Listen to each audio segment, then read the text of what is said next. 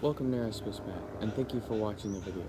This is my first ever video for YouTube, and I decided to release it today because today is the 50th anniversary of the Apollo 11 moon landing.